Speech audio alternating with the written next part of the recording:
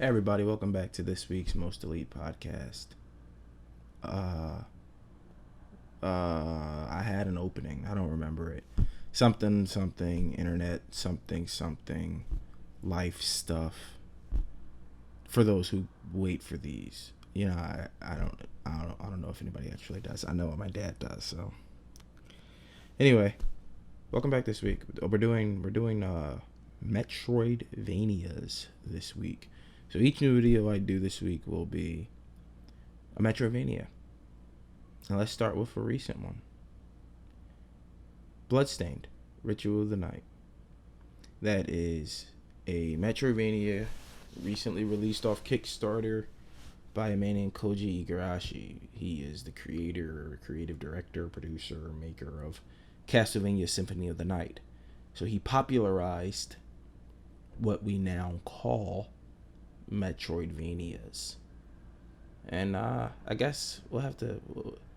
What's a Metroidvania?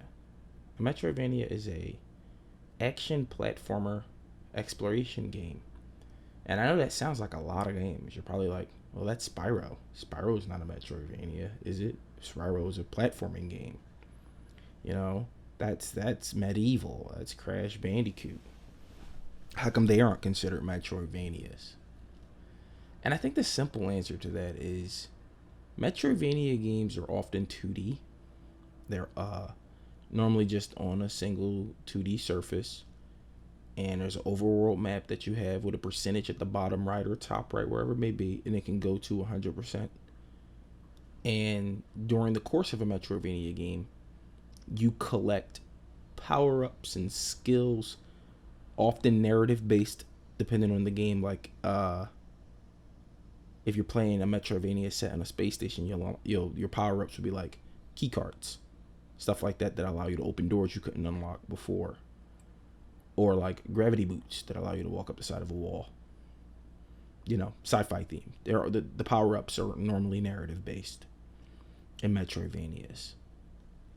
And with these power-ups, you go back to sections of the map which you were unable to access and use your newly acquired power-ups via beating a boss or stumbling upon it in the world. Some power-ups are secrets, some areas are secrets. There's normally hidden health and magic items hidden behind breakable walls, normally in these games. And I think that's about it. They normally have a triple jump, a high jump.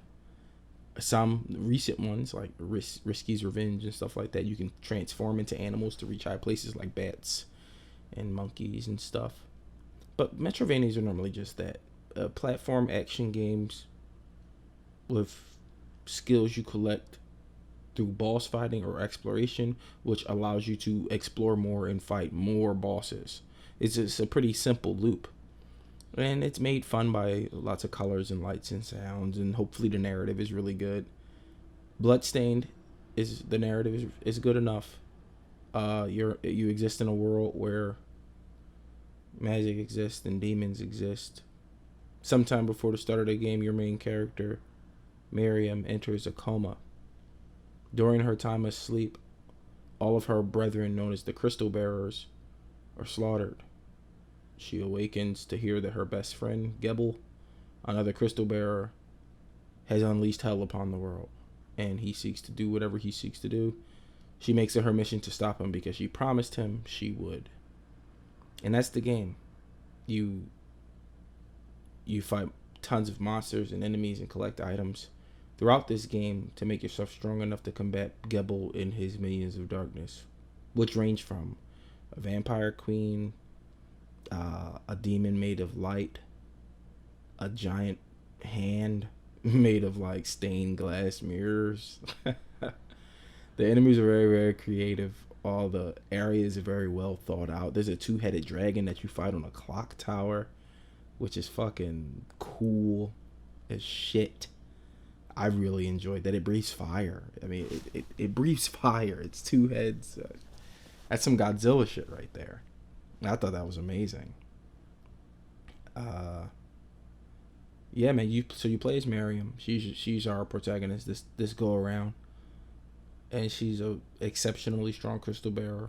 Unlike her other crystal bearing brethren, for some strange reason, she can accept a multitude of crystals at once without like going crazy or succumbing to a disease that turns crystal bearers into living crystals. So, yeah, every main character has to have something that makes them special. That's hers. She can accept a lot of crystal. Excuse me for yawning. It's pretty early in the morning, but she can accept a lot of crystals.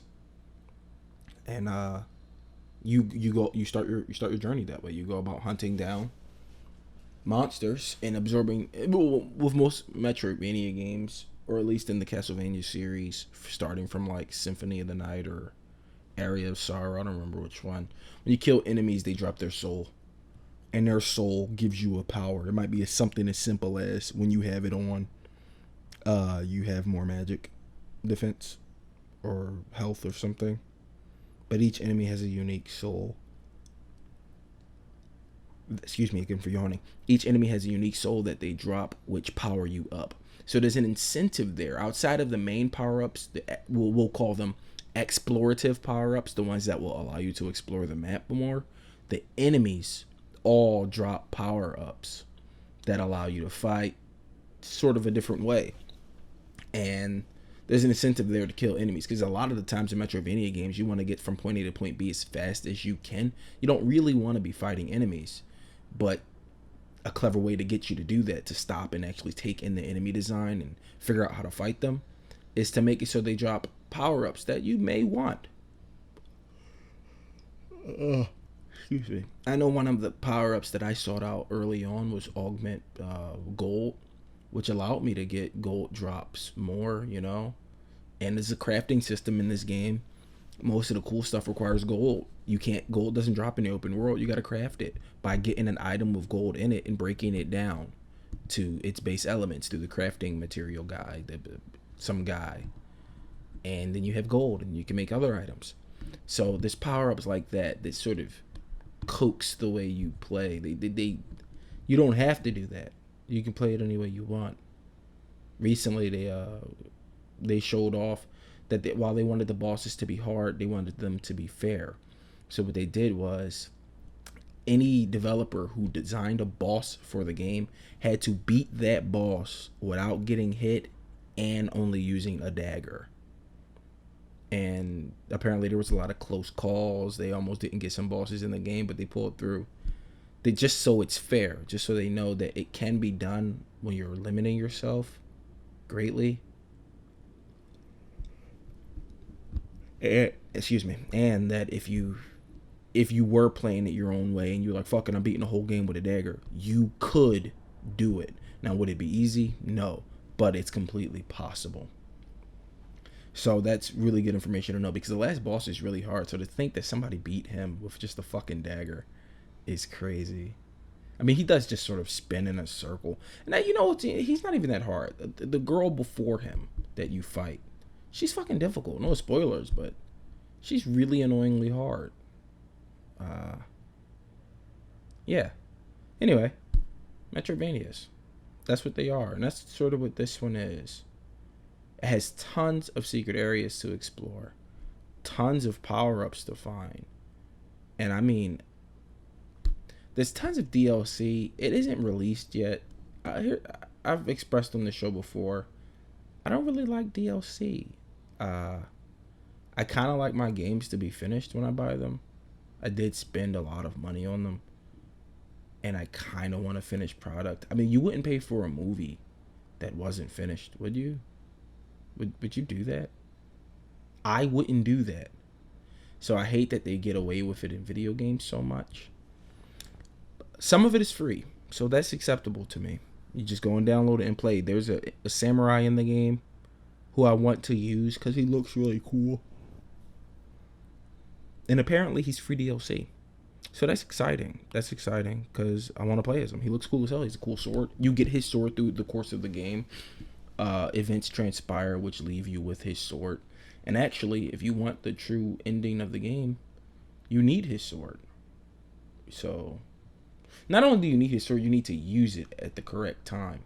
So even if you beat him and get the sword, if you don't use the sword like you're supposed to, which is hinted through the lore in the game. So in the game as you're playing, there are little shelves, little library shelves, and if you read them, they give you insight into what's happened or what has happened to the world while you were asleep. Yeah, you should pay attention to it if you want the true ending in the game. Also, weapons have descriptions. Read the sword's description. That's what I will say for those struggling to get the true ending and don't want to look it up. There's a description on Zangetsu, that's his name. There's a description on his sword.